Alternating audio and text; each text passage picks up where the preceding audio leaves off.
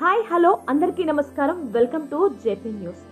ప్రతిసారి న్యూస్ ద్వారా కాకుండా ఈసారి జేపీ న్యూస్ టీమ్ వీలాగ్ ద్వారా ప్రతి క్షేత్ర దర్శనం చేసుకోవాలని చెప్పి అన్ని ప్రదేశాలలో ఉన్నటువంటి ఆలయాలు సందర్శించాలని చెప్పి ఎండి సునీల్ సార్ మరియు జేపీ న్యూస్ టీమ్ ఈరోజు తిరుపతికి 16 కిలోమీటర్ల దూరంలో ఉన్న శ్రీ ప్రసన్న వెంకటేశ్వర స్వామి ఆలయానికి మనం ఇప్పుడు వెళ్తున్నారనమాట. అంతేకాదు ఇక్కడ ఉన్నటువంటి కొండ చుట్టుప్రక్కల పొలాలు, కొబ్బరి చెట్లు, రోడ్డుకి అటువైపు ఇటువైపు ఉండే పచ్చని చెట్లు మనకు మనసుకు ఎంతో ఆహ్లాదకరంగా ఉంటుంది. మనం సిటీలో ఉండి ఆ బిల్డింగ్లు పక్కన అపార్ట్మెంట్లు చూడడమే కానీ ఇలాంటి వాతావరణంకి వెళ్ళినప్పుడు మన గ్రామ వాతావరణం, పల్లెటూరు వాతావరణం బాగా మన ప్రదేశం వెళ్ళేటప్పుడు మనకు నేచర్ అనుభూతి మనకు మనసు చాలా ఆహ్లాదకరంగా ఉంటుంది.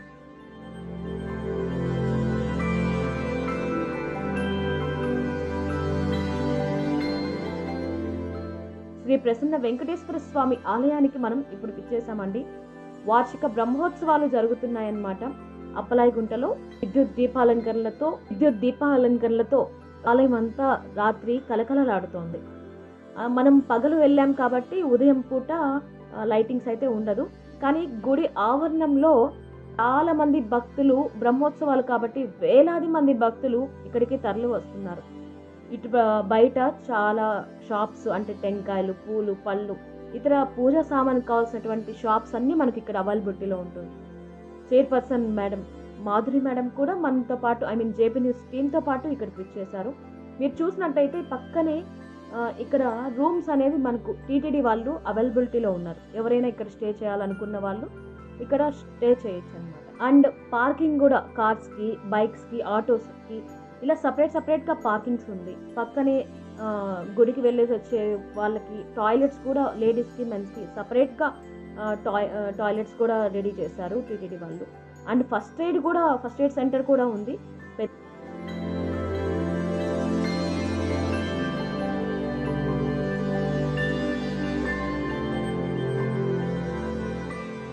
పెద్దవాళ్ళకి ఏమైనా జరిగినా, చిన్నపిల్లలకి ఏమైనా జరిగినా, బీపీ, షుగర్లు ఇలా అప్స్ అండ్ డౌన్స్ వచ్చినప్పుడు ఎమర్జెన్సీగా ఏమైనా ఫస్ట్ ఎయిడ్ యూజ్ అవుతుంది కాబట్టి తెలియదు ఎప్పుడు ఏం జరుగుతుందో అని ఫస్ట్ ఎయిడ్ సెంటర్ కూడా ఏర్పాటు చేశారు. అండ్ టెంకాయలు, పూలు, పళ్ళు, పూజా సామాగ్రి వాళ్ళంతా మనకు గుడి పక్కనే ప్రతి ఒక్కరు వాళ్ళు జీవనాధారంగా ప్రతి ఒక్కరు షాప్లు అయితే ఇక్కడ ఏర్పాటు చేసుకొని వాళ్ళు ఎప్పుడు ఉంటారు. మనకు దర్శనం ఎప్పుడైతే అవుతుందో మార్నింగ్ నుంచి ఈవినింగ్ వరకు దర్శనం టైమింగ్స్ రెడీగా ఉంటారనమాట. అప్పుడు షాప్స్ కూడా మనకు అవైలబిలిటీ ఉంటుంది. అసలు శ్రీ ప్రసన్న వెంకటేశ్వర స్వామి ఇక్కడ కొలువు తీరడానికి అసలు ఏంది కారణం, అప్పలాయిగుంట పేరు ఎలా వచ్చింది అనేది మనం ఈ వీడియోలో పూర్తిగా తెలుసుకుంటాం. ఇక్కడ మీరు చూసినట్లయితే గేట్ అంతా మెయిన్ ద్వారం అంతా ఉంది. బ్రహ్మోత్సవాలకి రెడీ చేస్తున్నారు మొత్తము. టీటీడీ సిబ్బంది అంతా చాలా బాగా బ్రహ్మోత్సవాలు అయితే చేస్తారు టీటీడీ వాళ్ళ తరఫున. వెంకటేశ్వర స్వామి అభయహస్తం మామూలుగా అయితే ప్రతి ఒక్క దగ్గర అభయహస్తంలో వెంకటేశ్వర స్వామి ఇలాగా ఉంటారు. ఇక్కడ అప్పలాయిగుంటలో వెంకటేశ్వర స్వామి అభయహస్తంతో కనిపిస్తారు అనమాట.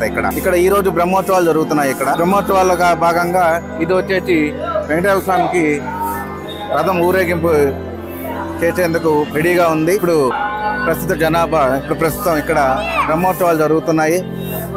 బ్రహ్మోత్సవాల్లో భక్తులు వేలాది మందిగా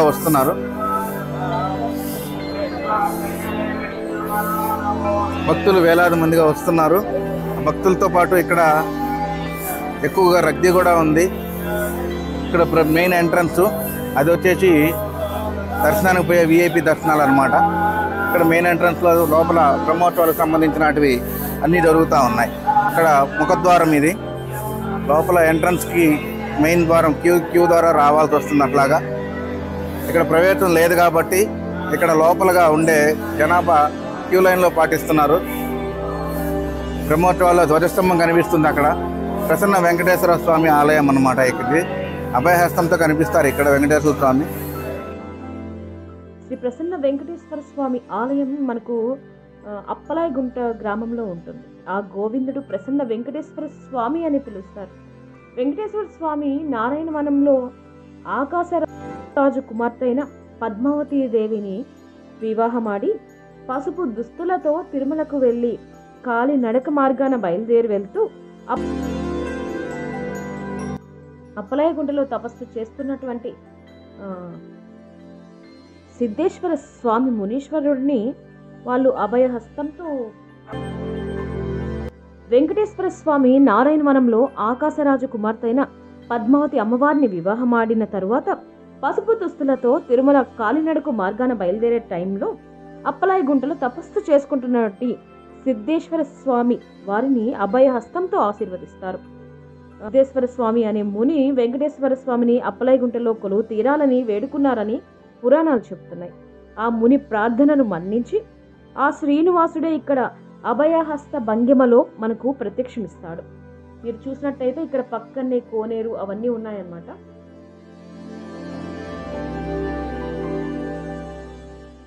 కోనేరులో ఈ కోనేరుకి కూడా ఒక విశిష్టత ఉంది. ఈ కోనేరును అన్రుణ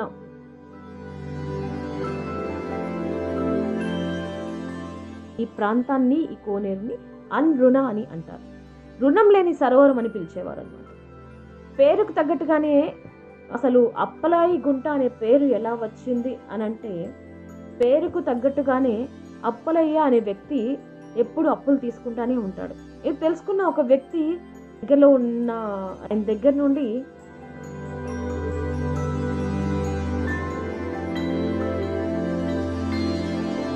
ఈ ప్రదేశంలో వాయుదేవుడు ఉండడం వలన దీర్ఘకాలిక వ్యాధులతో బాధపడుతున్న భక్తులను విముక్తి చేస్తుంది.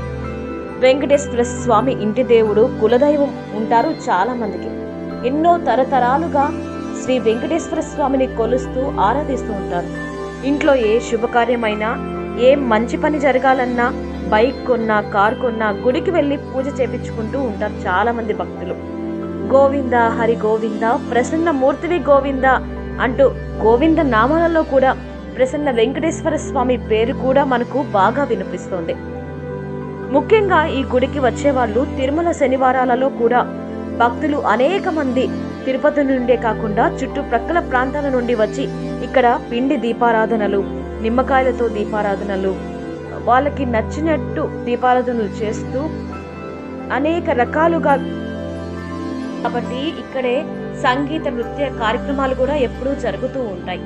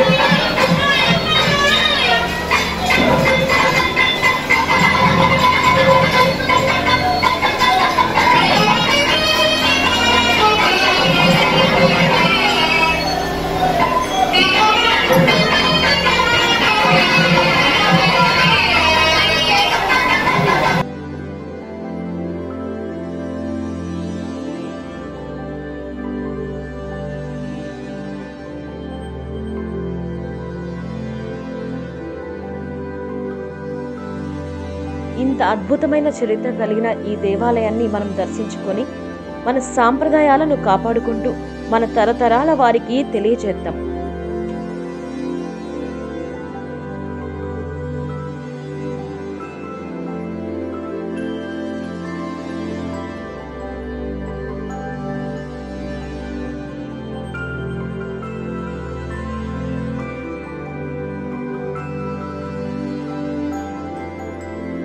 సాక్షాత్తు ఆ వెంకటేశ్వర స్వామి, పద్మావతి దేవి పసుపు బట్టలతో ఈ ప్రదేశానికి వచ్చారు కాబట్టి చాలా మంది కొత్తగా పెళ్లైన జంటలు పసుపు బట్టలతో వచ్చి స్వామివారిని దర్శించుకుంటారు.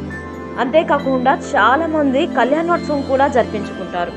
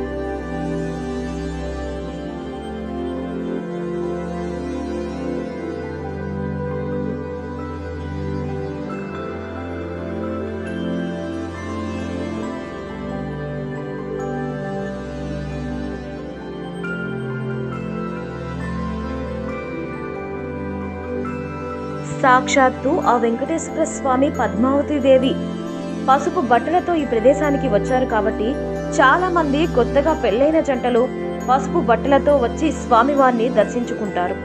అంతేకాకుండా చాలా మంది కళ్యాణోత్సవం కూడా జరిపించుకుంటారు.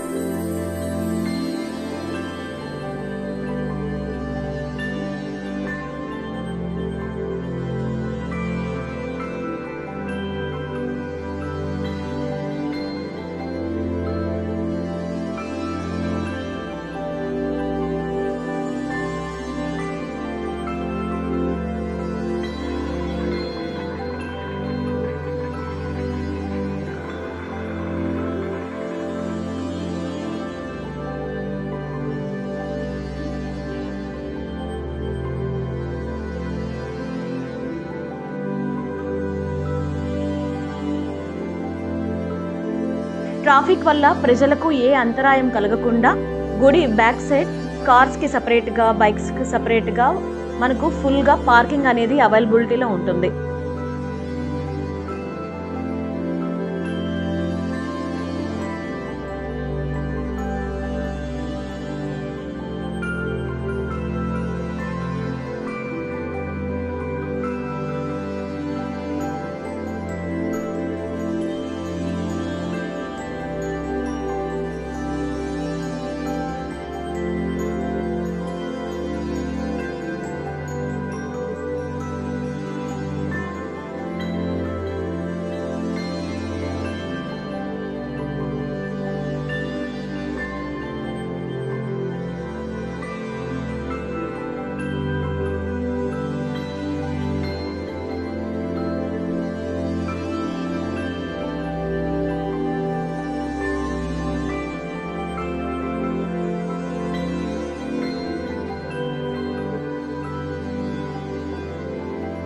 ఆంజనేయ స్వామిని దర్శించుకున్న వెంటనే మనం ప్రక్కన ప్రాంగణంలో గోవులను చూడొచ్చు. ఆ గోవులు ఇచ్చే పాలు ద్వారానే గుడిలో ప్రసాదాలు, పాలు, పెరుగు, నెయ్యి ఇలాంటివన్నీ ఆ గోవుల ద్వారానే యూజ్ చేస్తారు టీటీడీ వాళ్ళు.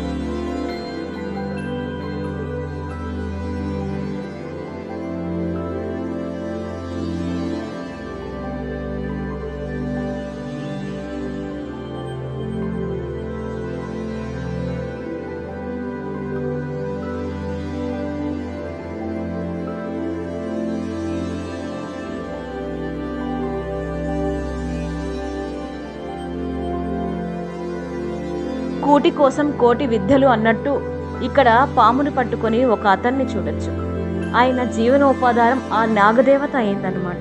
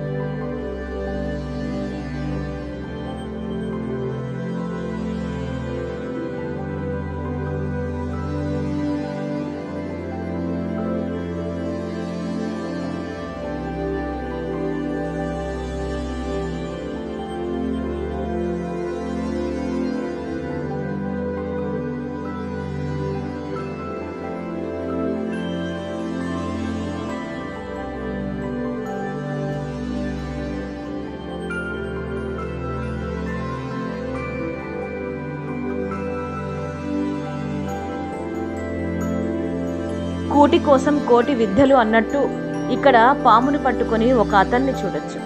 ఆయన జీవనోపాధారం ఆ నాగదేవత అయిందనమాట.